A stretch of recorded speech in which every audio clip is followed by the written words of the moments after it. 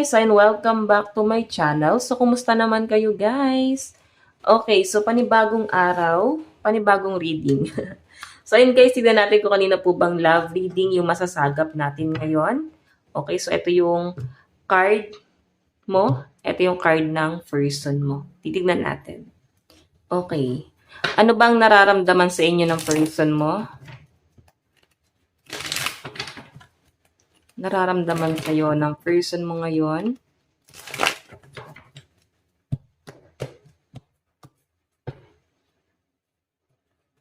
Ano naman ang nararamdaman mo sa person mo ngayon?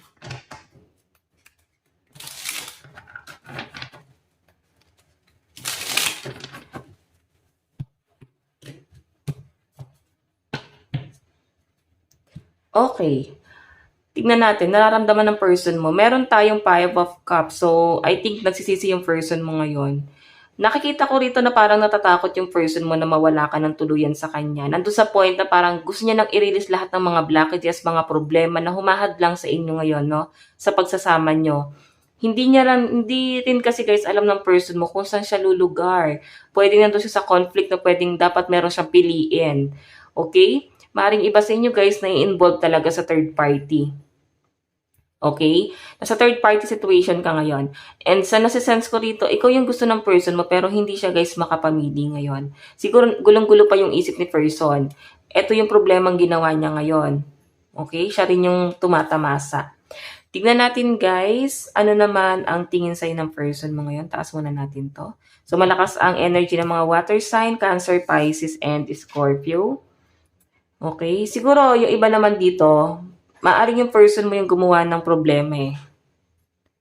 Oh, siya mismo yung gumawa ng problema kasi ang grabe yung disappointment niya ngayon eh. Ngayon pinapakalma niya yung sarili niya oh. Makita mo yung tubig dun sa likod. Pinapakalma niya yung sarili niya. Parang feeling niya bakit siya nagpadalos-dalos. Okay? Tingnan natin yung action ni person. I mean yung tingin niya sa inyo. Page of Swords. Nakikita ko na parang unti-unti niyang nare-realize lahat ng mga bagay-bagay na ginawa niya, pagkakamali niya rito guys. Nakikita ko na unti-unti siya guys naliliwanagan sa mga nangyari, naganap sa buhay niyo. May pinag-aaralan siya rito guys. Siguro may mga nag-a-advise sa kanya, may nagpapaliwanag sa kanya, nagpaparealize sa kanya kung ano yung sinayang niya ngayon. Okay? So, hayan. Nakikita ko na maaring hindi ka gaano guguluhin ng person mo kasi nasa kanya yung pagkakamali eh. So, I think inaantay ka niya rito na ikaw yung mag-reach out sa kanya. So, malakas ang energy ng mga air sign, Aquarius, Gemini, and Libra. Tignan pa natin guys, ano naman ang action ni person. King of Swords. Nakatingin siya sa inyo eh. I think iniisto ka ni person, no? Okay, marami siya guys. Source. Maraming matang nakatingin sa inyo at nakakarating sa kanya yung mga balita na yon. Okay? Nakikita ko na parang si person mo, gusto pa rin niyang alamin kung ano na ba nangyayari sa buhay mo ngayon. Pero yung iba sa inyo guys, na nakikita ko rito, parang nireject mo na tong person na to.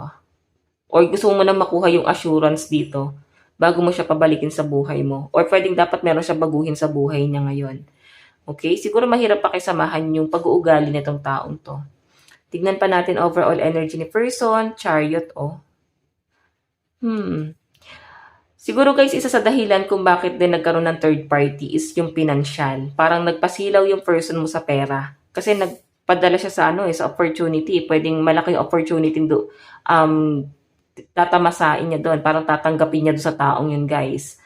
And ayan na nga yung nangyayari, oh. Ayaw niya guys, sayangin yung opportunity na maaaring makuha niya doon. Okay? Parang gusto niya guys, i-take advantage yon. Okay? So, tignan natin guys. Bottom of the deck, meron tayong Three of Swords, di ba? Siguro kung nandun siya ngayon sa third party or meron siyang ibang karelasyon ngayon guys, nakikita ko yung paghihirap ni person mo ngayon. Feeling ko, hindi din nagiging madali yung buhay niya ngayon. Hindi siya tanggap ng family ng person or pwede nilalagay din siya sa third party. Pwede rin naman guys na grabe yung paghihirap na dinadanas niya ngayon sa person na kadil niya ngayon. Okay? Siguro wala lang din talaga siya guys choice. Kung bakit siya bumabalik sa inyo, kasi nakikita niya na may chance pa na maayos sa pagitan yung dalawa, guys. Okay, naaral niya lang talaga to, guys, unti-unti. Tignan natin, ano yung nararamdaman mo? The Emperor, nagmamatigas ka na, oh. Hanggat maaari, ayaw mo nang lokohin yung sarili mo na, yes, mahal mo pa, pero ginagwardyahan mo na yung sarili mo. Iniingatan mo na yung sarili mo sa taong to, guys, kasi pwedeng pag pinapasok mo pa siya sa buhay mo, mas worse pa yung pwede mong danasin sa taong to. Okay, pero sa nakikita ko sa inyo, guys, pinipigilan mo lang yung sarili mo, pero may pagmamahal ka pang nararamdaman dito. Okay, so Emperor Aries to, guys. Tignan naman natin, guys, ano naman ang tingin mo sa kanya ngayon. Meron tayong 8 of Cups. Siguro, gusto mo na talagang makita yung pagbabago ng person mo. Or gusto mo talaga muna na makita na maibibigay niya yung assurance na hinahanap mo. Gusto mong paghirapan niya na makuha ka ulit. Okay? Or pwedeng, kung ikaw lang yung nagawa niya ng masama, okay lang. Pero kasi, guys, pwedeng iniisip mo rin dito na parang mag-sorry siya sa family mo or sa nakapaligid sa inyo, guys. Patunayan niya yung sarili niya, guys. Kasi ikaw rin mismo nahihiya ka sa ginawa ng person mo, eh. Okay? So, ayan. Sa side mo, malakas ang water sign, Cancer, Pisces, and Scorpio. Malaki talaga yung gulong nangyari. Tignan natin. Ano naman ang action na gagawin mo? 8 of Pentacles. So, I think mas nagpo-focus ka sa career, sa kaperahan mo, at maganda ang daloy ng pera ng mga nasasagap natin dito, guys. Sa nakikita ko, puro pundar ang ginagawa nyo. May opportunity na dumadating sa inyo, guys, and hindi mo hinahayaan na mawala sa inyo yung opportunity na tinatamasa mo ngayon. Okay? So, malakas ang energy ng mga earth sign, Capricorn, Taurus, and Virgo. Okay. So, nakakatuwa lang, guys, yung mga energy na nasasagap ko sa side nyo. Parang nagkakaroon ka ng mga bagong circle of friends. Parang sila rin, guys, yung nagpapalinaw sa mata nyo na huwag mo sayangin ang buhay mo doon. Pwedeng nagkakaroon ng bagong cycle sa pamumuhay mo ngayon.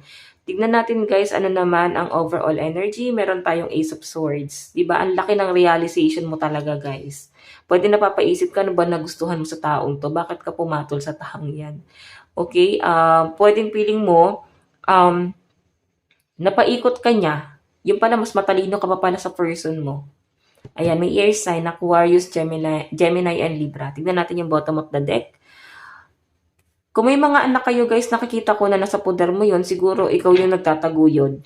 Or pwedeng yun na lang yung tinitignan mo, yung mga anak nyo. Yung nag-uugnay sa inyong dalawa. Okay? So, tignan natin, guys, ano naman ang mangyayari. Itabi muna natin to.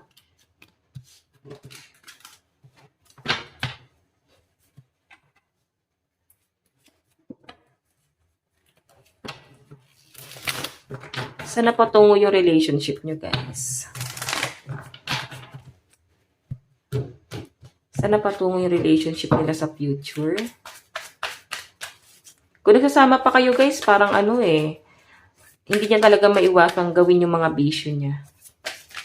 Siguro, kung nagsasama kayo, guys, at nagbabago na tong person na to, sa nakikita ko sa kanya, may karamang nangyayari sa kanya. Pwedeng ang tinitira sa kanya is yung health niya. Okay? Parang karma yung nangyayari sa kanya. Saan na patungo yung relationship nyo? Strength? Nasa yun na lang talaga yan, guys, kung gusto mo pa itong maayos. Okay, kasi ayan, ipaglalaban niya pa rin talaga yung pagmamahal niya sa inyo, guys. Kung nagkamali man siya, guys, gusto niya ulit mabago yung cycle sa inyo. Meron tayong death. Ayan, new beginning to, guys. Mukhang maayos niyo pa rin yung connection yung dalawa. And nararamdaman mo yan. Okay, nararamdaman niyo to, guys. So, malakas ang fire sign, Aries, Leo, and Sagittarius. Pero mas malakas ang Leo. Pwedeng tahimik ka lang dito, guys, kasi nararamdaman mo na babalik din siya sa inyo, Nararamdaman mo na mahal ka pa ng taong to. And yun din naman yung pinapakita. May wedding dito. Baka kasal kayo or pwede nagplano kayo magpakasal. Pwedeng naudlot lang talaga. Meron tayong 6 of Cups.